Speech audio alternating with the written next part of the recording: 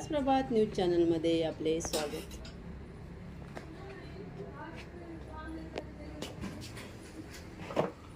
उल्हास प्रभात news चॅनलमध्ये मी सर्वांचे प्रथम स्वागत करतो आहे। सध्याचं जे काही निवडणुकीचं वातावरण आहे, का विधानसभेच्या निवडणुका महाराष्ट्रामध्ये लागलेल्या आहेत, या निवडणुकांबद्दल तुम्हाला प्रत्येकाला मत व्यक्त करायचे आहे। एकतर आपला मुरबाड मतदारसंघाविषयी आणि शिवाय राज्याविषयी पण तुम्ही काही प्रश्न विचारायचे बोलू शकता किंवा तुम्ही स्वतःहून बोलू शकता की महाराष्ट्रात कोणाची सत्ता येईल आणि बदलापूर मध्ये किंवा मुरबाड मतदारसंघ जो आपला आहे यामध्ये नक्की कोणाची सत्ता येईल असं तुम्हाला वाटते। प्रत्येकाने आपलं मत एक थोडक्यात व्यक्त करायचं आहे।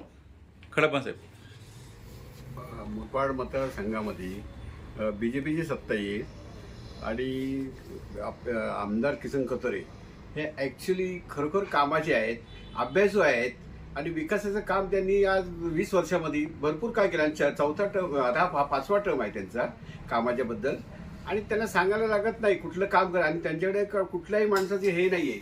सर्व माणसं आली तर ते त्यांचं काम करतात ते बिचारे कुठल्याही गोष्टीत।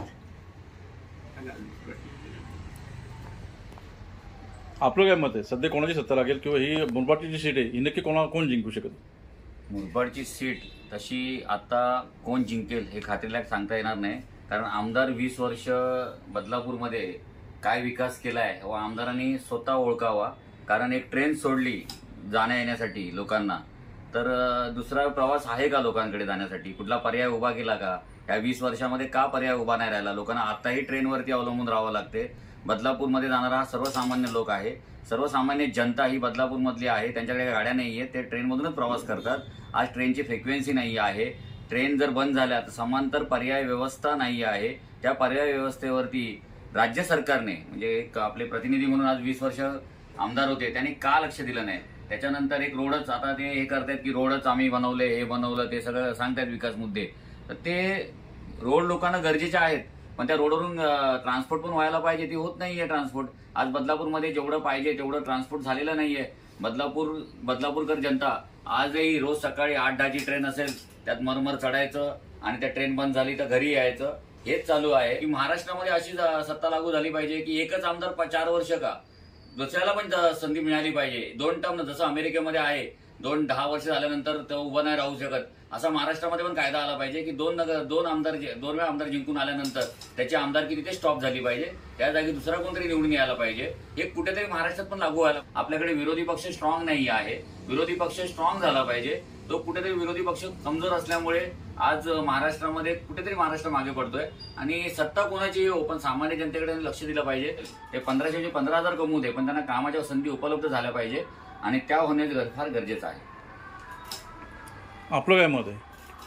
एक महाविकास आघाडीचा घटक पक्षाचा भाग म्हणून मी म्हणेन की महायुतीने आतापर्यंत जे काही राजकारण केलेलं आहे ते खोक्याचं राजकारण आपण बघितलेलं आहे। पहाटेचं शपथविधीचं राजकारण सुद्धा आपण बघितलेलं आहे आणि ह्या खोक्याच्या राजकारणामुळे एक कुठेतरी महायुतीची प्रतिमा ही कुठेतरी डागाळलेल्या स्थितीमध्ये आहे आणि महाविकास आघाडीला याचा मोठ्या प्रमाणात फायदा होणार आहे।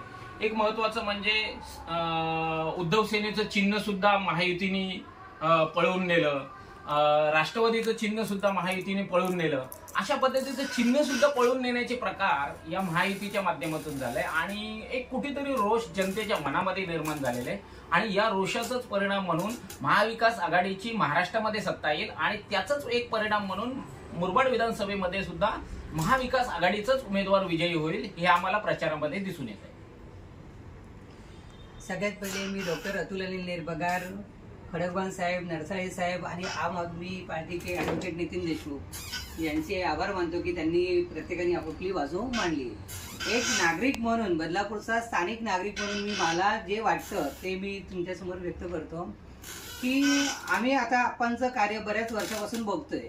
म्हणजे 20 वर्षापासून आपण जे कार्य केलं किंवा इव्हन खडकवान साहेब ते घोषणापत्र दाखवलं, तर जसं आता हे घोषणापत्र आहे, या घोषणापत्रामध्ये ज्या ज्या गोष्टी मांडलेल्या आहेत ह्या ॲज अ नागरिक म्हणून मला रस्त्यावर दिसतात आणि यातले बरेच कामं पूर्णही झालेले आहे, काही कामांची सुरुवात झालेली आहे, काही कामांची मंजुरी आलेली आहे आणि काही कामं प्रोसेसमध्ये आहेत। तर महाराष्ट्रातला असा एकमेव आमदार असेल की ज्यांनी माझ्या मते तरी की बदलापूरमध्ये सर्वांगीण विकासाचा प्रयत्न केला आणि विकास घडवून आणला। आता जसं नरसाळे साहेबांनी एक मुद्दा मांडला, कारण की ते रेल्वेचे अध्यक्ष आहेत, प्रवासी संघाचे अध्यक्ष. तर हा जो रेल्वेचा प्रश्न होता ना, तो पण लेटर माझ्या मते तरी गेलेला आहे आणि आपल्या रेल्वेच्या फ्रिक्वेन्सी वाढवायचं आमदार साहेबांनी सांगितलेलं पण आहे.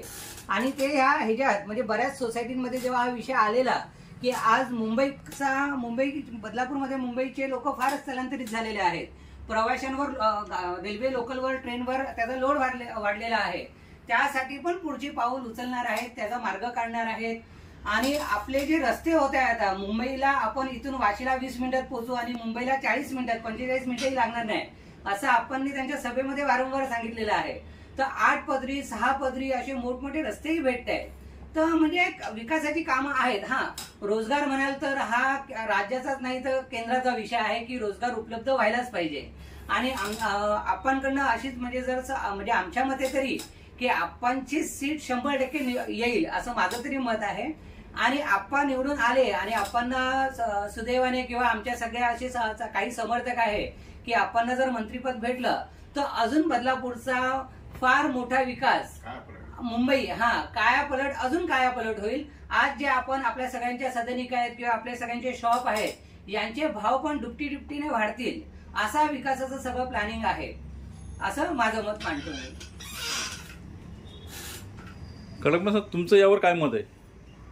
आता अनिल पगारांनी सांगितलं ते ॲक्च्युली बरोबर आहे.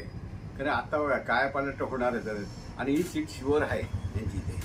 आणि कारण काय त्यांचं कार्य आहे आज ते सरपंचपासनं सभापती, जिल्हाध्यक्ष, आमदार 4 वेळा, आता 5व्यांदा आहे. आता त्याला ही संधी मिळणारच आहे मंत्रिपद.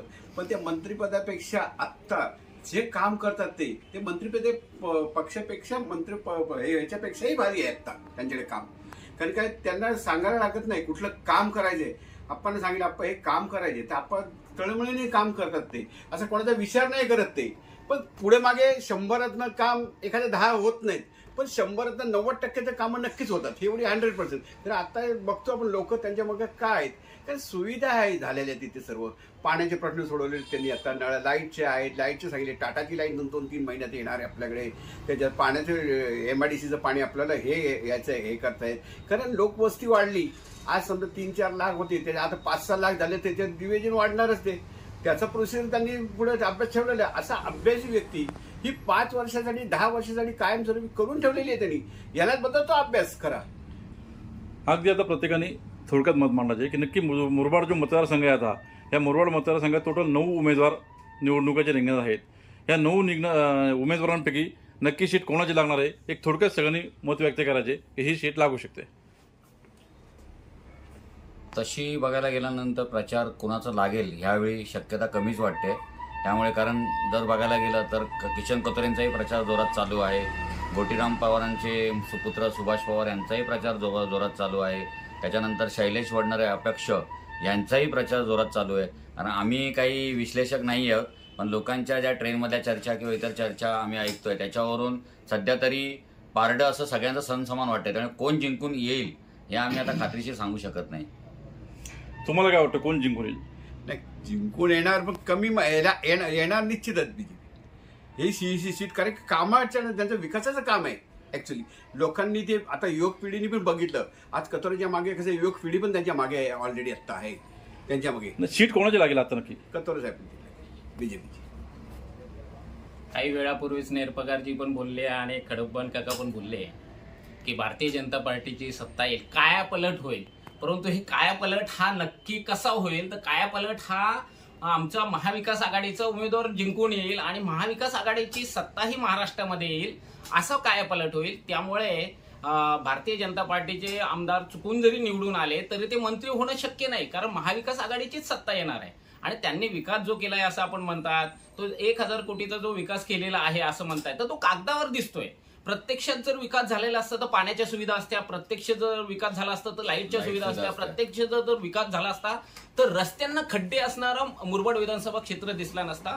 पाण्यासाठी हांडे नळाच्या समोर ठेवण्याची जी स्थिती आपल्याला मुरबाड विधानसभेमध्ये दिसते ती दिसली नसती. लाईटच्या बाबतीत भारनियमन हे मोठ्या प्रमाणात आहे. इथे लाईटची चोरी होते, लाईट पुरवठा भरपूर आहे, साठा भरपूर आहे, परंतु चोरी होते. ही चोरी कुठेतरी थांबली पाहिजे. त्यामुळे महाविकास आघाडीचा उमेदवार निश्चितपणे जिंकून येईल आणि महाविकास आघाडीचीच महाराष्ट्रात सत्ता येईल. जसं आता ॲडव्होकेट नितीन देशमुख साहेबांनी सांगितलं की कायापालट होणार आणि महाविकास आघाडीचा उमेदवार जिंकून येईल. पण मला सहृदय विनम्रपणे नितीन साहेबांना फक्त विचारायचं आहे की जसं मागच्या वेळी खासदारकीला तुतारी सगळीकडे वाजत होती, आता तर आम्हाला तुतारीचा आवाजही ऐकायला येत नाही प्रचारामध्ये. निश्चितपणे आहे ना, प्रचार योग्य बरोबर, पद्धतीने म्हणजे चालू आहे. प्रचार हा कुठेतरी कमी पडलाय किंवा निवडणुकीच्या अगोदरच, निर्णयाच्या अगोदरच कुठेतरी महाविकास आघाडीने हार मानलेली असं वाटतं.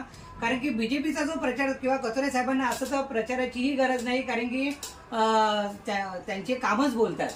आणि सध्या महायुतीमध्ये जी स्थिती निर्माण झाली, मुद्दा बोलतो अतुल साहेब. हा. 15 मागच्या वर्षी जेव्हा मागच्या इलेक्शनला कथोरे साहेब, आजही टँकरची समस्या सोसायट्यांमध्ये आहे, आजही लाईट जाते, लाईट पूर्णपणे जाते. रेल्वेचे म्हणजे रेल्वेच्या म्हणजे प्रवासी म्हणजे उदाहरणार्थ बस सेवा वगैरे जी राज्यसेवाच्या सरकारच्या हातात असते, विकासांच्या त्यांनी जे अजेंडा छापलाय त्यातले बरेच मुद्दे हे मला वाटते आज ते उदाहरणार्थ ह्या आपला नदीचा रोडच घ्या ना, नदीचा जो पूल बांधला त्याचं उद्घाटन केलं आणि आज तो पूल पडक्यावर हलतोय गाडी जाताना, भीती वाटते तिथून गाडी घेऊन जाताना. मग आमदारांनी काम काय केलं, मग तिथं उद्घाटन कशाला केलं? तिथे कपिल पाटलांनी पण तेच केलं. मला वाटतं कपिल पाटलांनी जे अर्धवट कामाचं उद्घाटन केलं आणि प्लॅटफॉर्मचं त्याची त्यांना फळं भोगावी लागली, तर ती आमदारांना भोगू लागू नये हीच एक प्रार्थना आहे. त्याच्यामुळे तुम्ही जे बोलताय विकास कामं, जर बदलापूरमध्ये फिरा मग तुम्हाला कळेल काय विकास झालाय तो बदलापूरचा. निर्पकारजी जे म्हणाले की महाविकास आघाडीचा त्या पद्धतीने तुतारीचा प्रचार दिसत नाही, तर आमचा प्रचार एकदम उत्तमरित्या चालू आहे. आणि महत्वाचं म्हटलं जर आपण जर विचार केला तर महायुतीच्या माध्यमातूनच आमचा प्रचार चालू आहे आपल्याला मुरबाड विधानसभेमध्ये बघायला मिळतंय. त्यामध्ये महत्वाचा मुद्दा म्हणजे महायुतीतले काही घटक पक्ष विरोधात आहेत. त्यामुळं एक आपल्या मुरबाड विधानसभेमध्ये एक कुठेतरी मध्ये जयंत पाटीलांनी पण भाषणामध्ये उल्लेख केला की भारतीय जनता पार्टीचे जे एकनिष्ठ जे जुने पदाधिकारी आहेत ते सुद्धा प्रचारामध्ये, महायुतीच्या प्रचारामध्ये जास्त दिसत नाहीत आणि मागून कुठेतरी वेगळे षडयंत्र चाललेलं आहे. अशा पद्धतीचं महायुतीची स्थिती आहे. तर आमचा प्रचार जो चाललेला आहे ना तो एकदम उत्तम चाललाय आणि महायुती सुद्धा आमचा प्रचार करते आतल्या मार्गाने, हे आम्हाला दिसतंय. कारण लोकांचा संभ्रम पण आमच्यासारख्या जनतेचा पण संभ्रम निर्माण झालाय. काही जे लोक आहेत जी ज्या पक्षाबरोबर फिरतायत, उमेदवारावर फिरतायत, तीच लोक रात्रीचं येऊन सांगतात की दुसऱ्या पक्षाला मतं करा म्हणून. हे कुठेतरी ते चुकीचं आहे, ते घडलं नाही पाहिजे. लोकांमध्ये का संभ्रम निर्माण करताय? मग तुमचा आमदारांवरती विश्वास नाहीये का येणाऱ्या, की ते जिंकून येणार याची खात्री आहे, मान्य आहे जिंकून येतील ते, आणि आले तर चांगलीच गोष्ट आहे. जिंकून कोणीही येऊ देत, आम्हाला त्याच्याशी काही लेणं देणं नाहीये. कारण आम्हाला आमचं शेवटी काम करायचं आहे, आम्हाला आमचं शेवटी पोटभर भरायचं आहे. पण आमची विकासाची जी कामं आहेत, आमचा जो प्रश्न आहे ते सुटले पाहिजे, ही येणाऱ्या आमदारांकडून आमची अपेक्षा आहे. जो या कोणी आमदार येईल निवडून, मग ते कथोरे साहेब असतील किंवा मग गोटीराम पवारांचे सुपुत्र सुभाष पवार असतील किंवा मग शैलेश वडनेरे असतील, जे कोणी येतील निवडून, त्यांच्याकडनं आमची एकच अपेक्षा की आमच्या समस्या सुटल्या पाहिजे. पुढील 5 वर्षामध्ये आमचं जीवन निदान 90% नाही पण निदान 10% तरी सुखकर होऊ देत, हीच अपेक्षा आहे. दुसरं काही नाही. येणाऱ्या आमदारांकडून आणि येणाऱ्या सरकारकडून आम्हाला हीच अपेक्षा आहे. आम्हाला 1500 रुपये नको आहेत, आम्हाला काम हवंय. लोकांना काम द्या, मेहनत द्या, हाताला रोजगार द्या, म्हणजे जेणेकरून लोकांचे प्रश्न सुटतील आणि सगळे लोक व्यवस्थित कामाला लागतील. जसे माझे मित्र ॲडव्होकेट नितीन देशमुख आणि नरसाळे साहेबांनी आता एक गोष्ट सांगितली की बीजेपीमध्ये संभ्रम आहे किंवा कन्फ्युजन आहे, तर माझं मत असं आहे, ॲज अ नागरिक म्हणून मी सांगतो की काँग्रेस असो, राष्ट्रवादी असो किंवा महाविकास आघाडी असो, यांनी मागच्या इलेक्शनमध्येही म्हणजे लोकसभेमध्येही किंवा आपण त्याच्या पुढे जाऊन जास्त केंद्रीय पातळीवर म्हणू तर आदरणीय राहुल गांधीजींनी पण हातात संविधान घेऊन फक्त धरून लोकांना फक्त संभ्रम तयार केला की बाबा संविधान हे लोक बदलणार आहेत. पण जसं माहिती आहे की आदरणीय बाळासाहेब आंबेडकरांचं संविधान हे कोणच बदलू शकत नाही. आणि नरेंद्र मोदी जेव्हा संसदेत गेलेले, त्यांनी संसदेला मानवंदना देऊनच, संविधानाला मानवंदना देऊनच ते पुढे गेलेले. त्यामुळे संभ्रम तयार करणं याच्यामध्ये महाविकास आघाडी ही एक्सपर्ट आहे.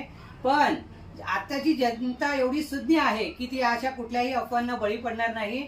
आणि विकासाला बघूनच मी असं पुढे जाऊन म्हणेल की कुठलाही पक्ष बघू नका, तुम्ही त्या माणसाचं काम बघा. आणि संपूर्ण महाराष्ट्राच्या जनतेला आव्हान आहे की विकासाच्या कामाला बघूनच तुम्ही तुमचं मतदान करा. आणि आवर्जून येत्या 20 तारखेला मतदान हे आपले एक राष्ट्रीय सण आहे, त्याला जल्लोषात साजरा करा आणि प्रत्येकाने घरातनं निघून मतदानासाठी जावा, ही नम्र विनंती.